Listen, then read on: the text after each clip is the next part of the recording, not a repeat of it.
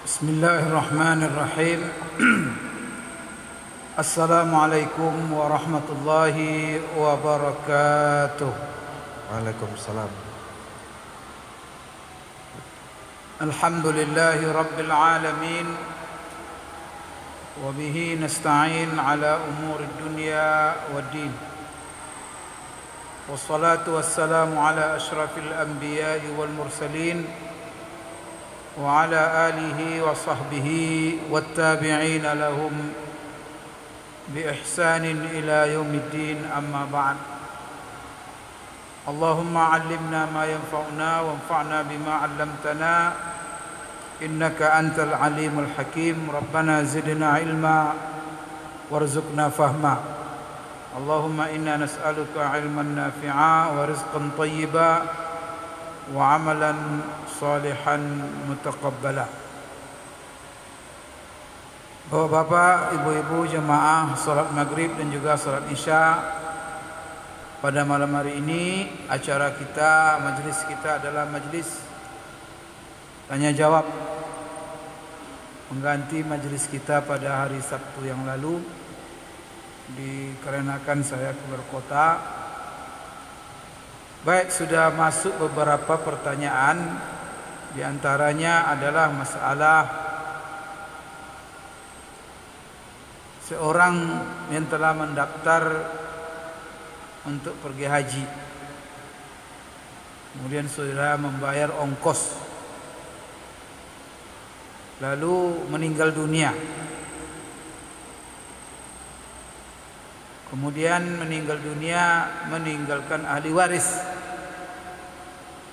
Ya, salah satu ahli warisnya ini adalah suaminya barangkali atau anak-anaknya. Kemudian oleh ahli warisnya duit yang sudah disetorkan itu diambil untuk keperluannya atau untuk membayar utang-utangnya. Pertama, perlu kita ketahui bahwa yang meninggal tadi ketika dia haji, apakah dia masuk dalam kategori orang yang sanggup haji? Ya, punya kesanggupan. Kesanggupan itu pertama adalah kesanggupan materi. Yang kedua adalah kesanggupan fisik. Kemudian dia sanggup dan belum sempat haji. Apalagi dia sudah mendaftar cuman keburu meninggal. Maka bagaimana hukumnya yang seperti ini?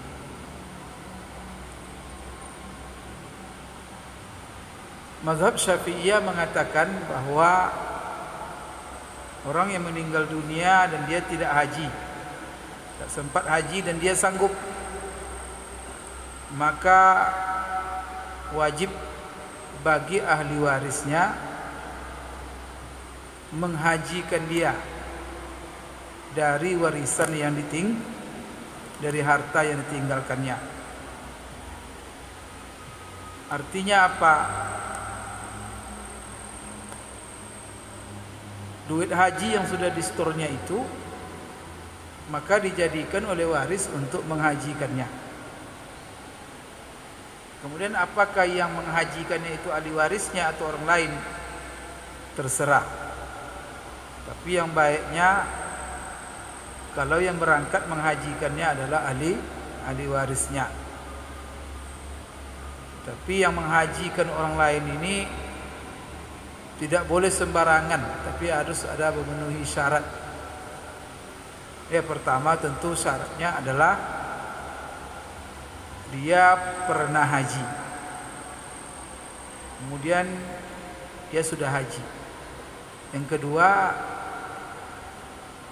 dia khusus berangkat haji hanya untuk menghajikan orang yang meninggal tadi.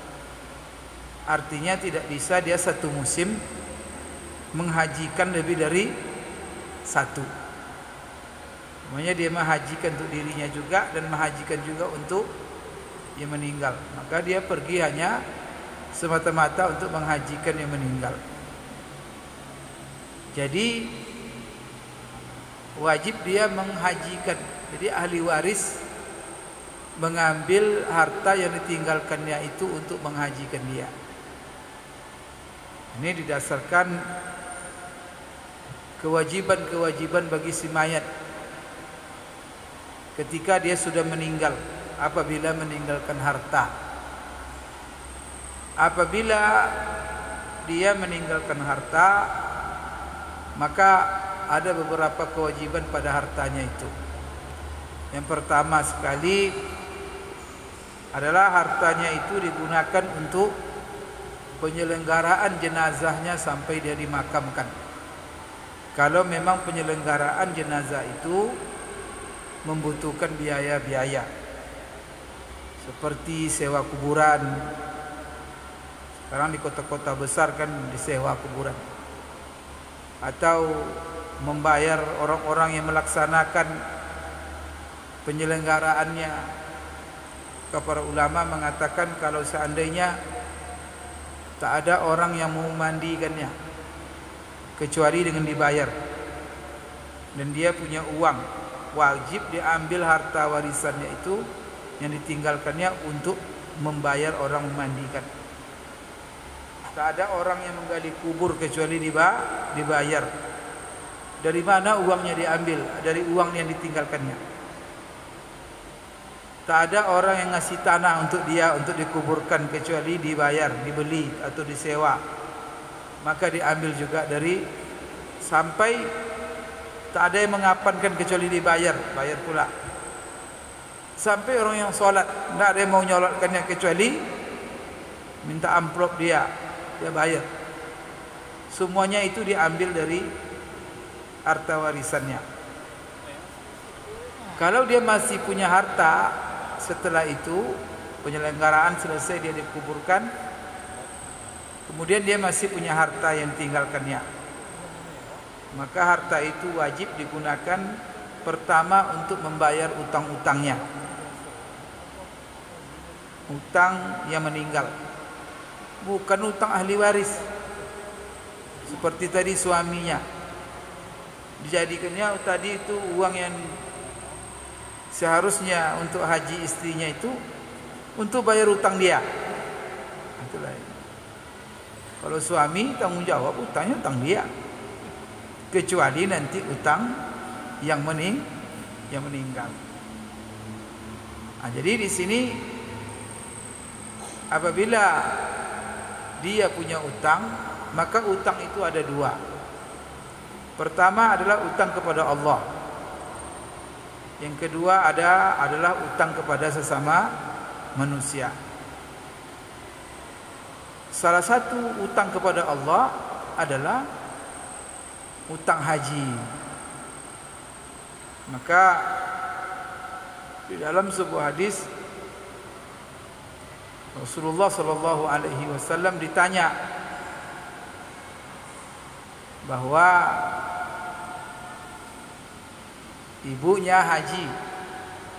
Ibunya sudah wajib haji tapi sudah tua. Kemudian tidak sempat haji sampai dia meninggal. Maka dia tanya, "Ya Rasulullah, apakah saya hajikan dia?"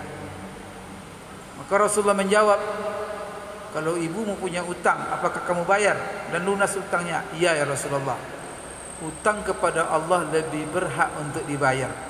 Berarti di sini ulama mengambil kesimpulan bahwa diutamakan utang kepada Allah. Maka utang kepada Allah diantaranya apa?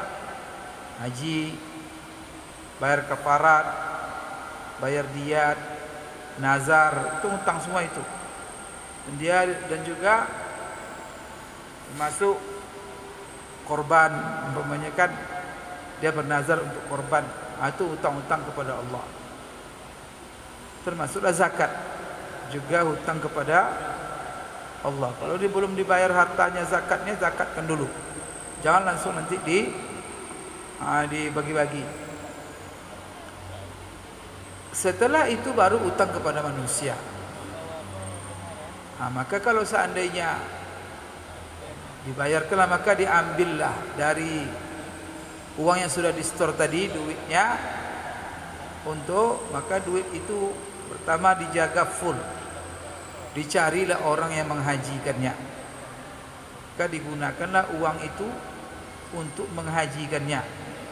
Dan tidak boleh ahli waris mengambil uang itu untuk membayar keperluan-keperluannya. Karena uang itu baru berhak diambil oleh ahli waris apabila selesai utang-utang simaya.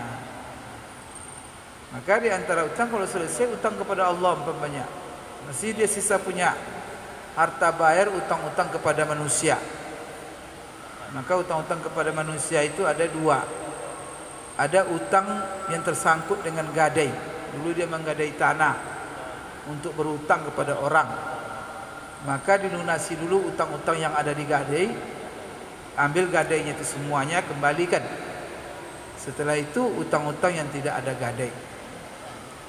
Selesai ini itu utang manusia. Baru yang ketiga wasiat. Jangan-jangan dia juga punya wasiat. Bahkan didahulukan wasiat daripada hak ahli waris. Maka hak ahli waris itu kapan dia baru bisa mengotak-atik harta yang ditinggalkan oleh si mayat? Apabila selesai tadi semua. Selesai utang-utangnya, penyelenggaraannya, utang-utangnya, wasiatnya, baru nanti ahli waris si suami. Kalau masih sisa, maka itu hak mereka. Maka dibagilah sesuai dengan porsi masing-masing. Kalau seandainya tidak sisa, ya sudah tak dapat apa-apa. Jangan diambil begitu saja, itu namanya yang tidak zalim. Itu merampas dan itu tidak halal bagi ahli waris. Tapi kalau dia untuk membayar utang-utang si mayat, ini dibaginya dua. Ada untuk haji, sebagian untuk bayar utang dia. Karena memang utang dia kan. Tapi bagusnya kalau suami punya utang istri itu, ya berbuat baiklah sama istri. Kan tinggal mengambil duit itu lagi mencarikan orang menghajikannya. Seharusnya dia membantu, tapi malah dia pula yang ngambil uang itu, tidak diapakan. Apalagi digunakan pula untuk kawin lagi. Ini keterlaluan laki-laki seperti ini. Maka ya pesan saya ya kepada siapa saja, kan banyak sekarang terjadi. Hal ini banyak terjadi sekarang ini. Mengingat penantian masa haji itu lama. Dan orang banyak yang sudah lunas mendaftar, ya kan? Setiap tahun ini juga belum jelas tahun ini nih. Yang normal aja kemarin sudah sampai 32 tahun, 35 tahun menunggu. Apalagi sudah berapa kali ini ajilah, tentu menumpuk antri itu. Menunggu 20 tahun sudah lunas. Sudah tua pula kan? 3 tahun setelah mendaftar meninggal dunia. Kan ini.